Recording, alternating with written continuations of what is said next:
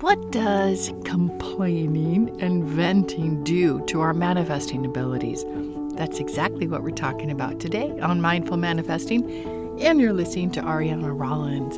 Before we dive in, if you'd like to get your 10-minute momentum reset completely free, you can go to mindfulachiever.com, and I would love a review on the podcast wherever you listen to it.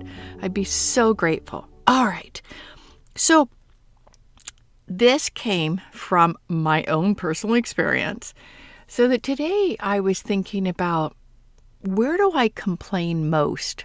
I remember when my son was young, he was like 4 years old, and he said to me one day, he said, "Mom, you complain a lot." I had no idea. I wasn't conscious of it. And then I said, thanks for telling me. Can you tell me every time I complain, make me aware of it? And I was blown away at how casually I complained and I judged things. That was many, many years ago. And now, as I reflecting this morning on complaint, I thought, oh my gosh, complaining is draining. Complaining is demanding my attention in areas I don't want.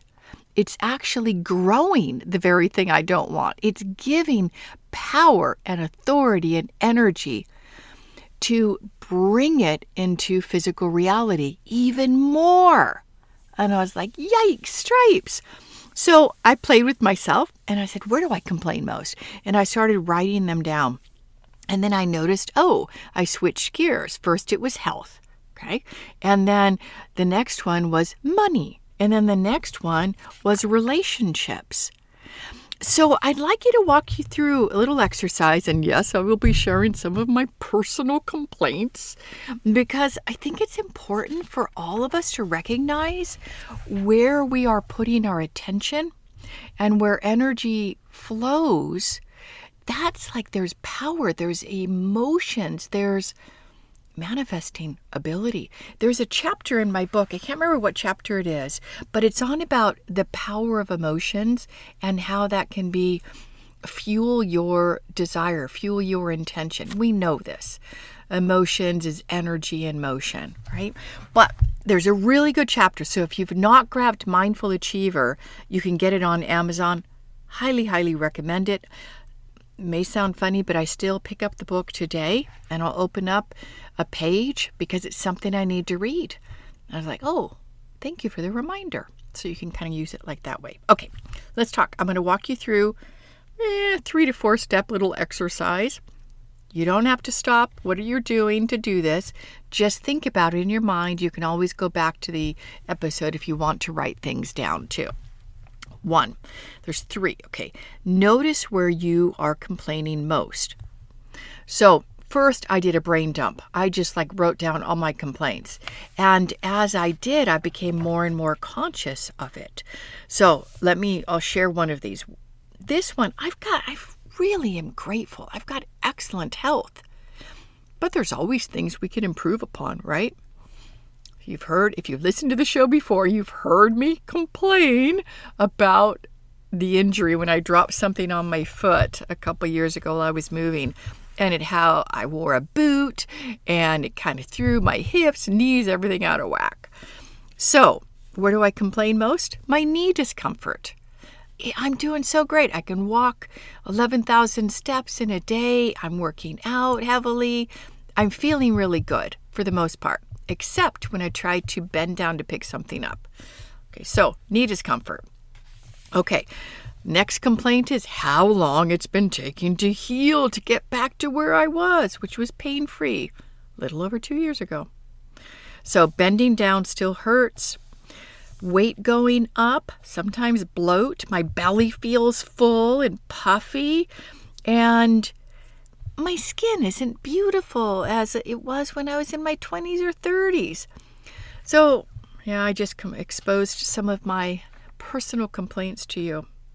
A few more, but I'm not going to reveal all those. So then I did one on money, because no matter how much money we're making in our business, we always want more, don't we? And that was like, oh gosh, these aren't very nice. These are really negative Nellies. And then I started to think to myself, I wonder how these are affecting my results. If I've got, let me count, 1, 2, 3, 4, 5, 6, 7, 8. 8 under money, 1, 2, 3, 4, 5, 6, 7, 8, 9, 11 under health. And then I've got 5, the other category is relationships. And I'm wondering how these are affecting my wishes and desires, because I recently did the wish list process, which is called Future Possibilities in my book, Mindful Achiever. It's so inspiring. I highly recommend it if you haven't done it recently. It is a place to brain dump all that you want, all that you want to change about your life, the things that you want to bring material into your life, relationship changes, health, everything. You brain dump it there. I wrote 2 full pages and it felt so good. There was a definite dopamine hit. I haven't done it for ages. So looking at my wish list, I'm ever aware of it. It's in my consciousness because I did it last week. I was like, I'm wondering how this complaint is slowing down the manifestation of what I wrote down on my wish list, or future possibilities. That's the formal name of it. Wish list is my nickname. And I said, oop, probably very seriously. And especially if I have 10 complaints in that area of my life, it's probably clogging up the works even more. So back to the 1, 2, 3 for you. First, write down all your complaints that you do generally. And I know you'll add to this because I've added to it since I started it this morning. Note down which area has the most complaints. And surprisingly, it's health. And health is one of my greatest superpowers. But I think because I have such a high demand for well-being, being pain-free, slim, fit, strong, I've got a high criteria or demand, high standards. So that's probably the area where I'm going to put the most complaint when any little bitty thing is wrong. Okay, second for you. So I already said that. Notice the area that has the most complaints. 3, is it the one you've struggled with the longest to fix or transform? That one you desperately want to get better. No question, no doubt. Having complete pain-free in my body again is my number 1. Absolutely, number 1. And will I say that I've been desperate? Absolutely. I've spent a lot of money on different modalities. Have they helped? Yes. Have they eradicated it? No. Obviously, there's still a little bit more for me to learn. Big one that came out of that was compassion.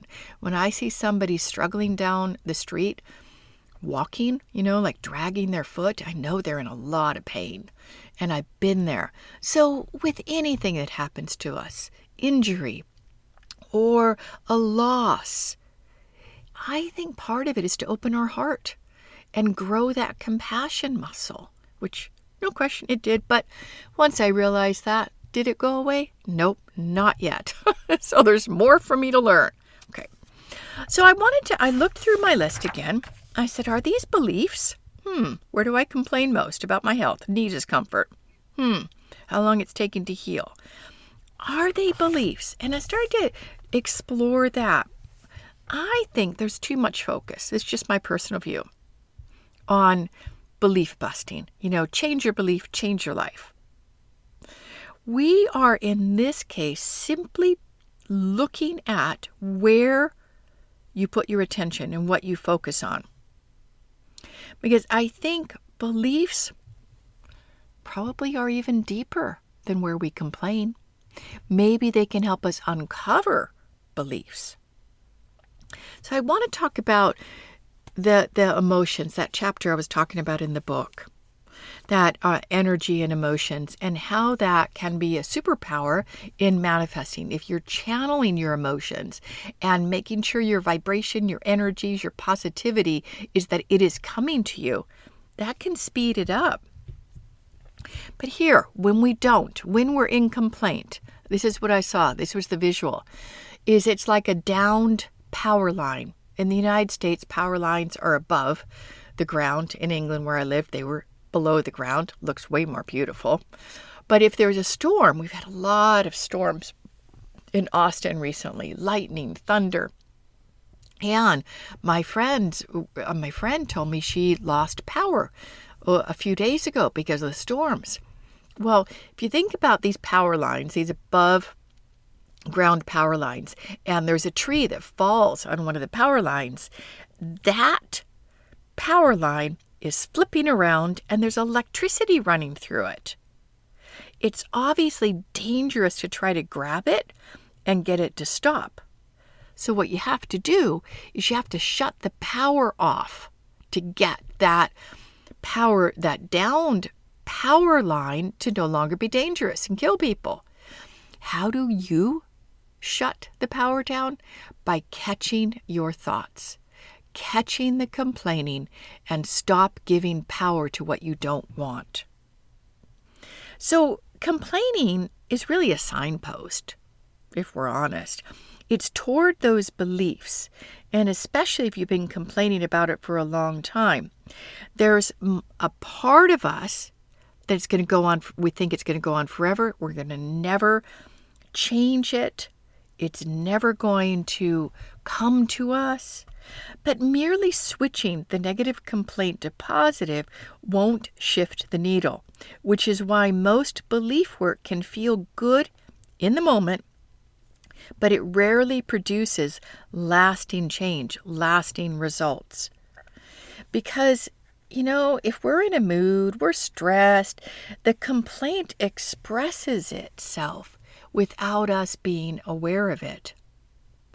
And that if we think of beliefs, it's maybe something that we have thought about a long time. We've practiced it. We've gathered evidence on it.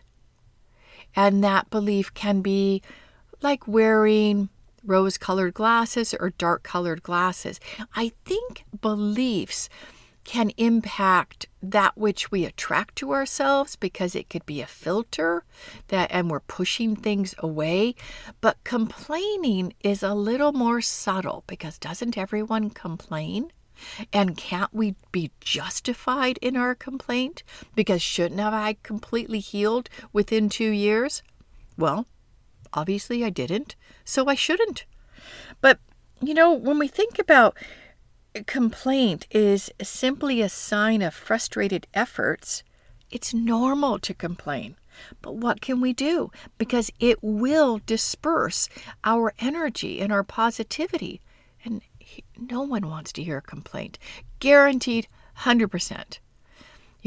When I'm on with a client, a student of the highest potential program, or some of my other students, and they join the call in complaint, I can feel my energy drop. And I do my absolute best to shift it, spiral the energy up, so that they leave the call feeling uplifted, positive, energized, because I know the cost of complaint. There aren't solutions to be found in complaint. Have you ever had a friend talk to you who was really in a state? They were really upset about something and they were just full of complaint. Have you ever tried to get them to see the other side? Probably you weren't successful. They probably pushed back. They probably felt like you weren't listening to them. You weren't caring. You weren't loving. You weren't compassionate.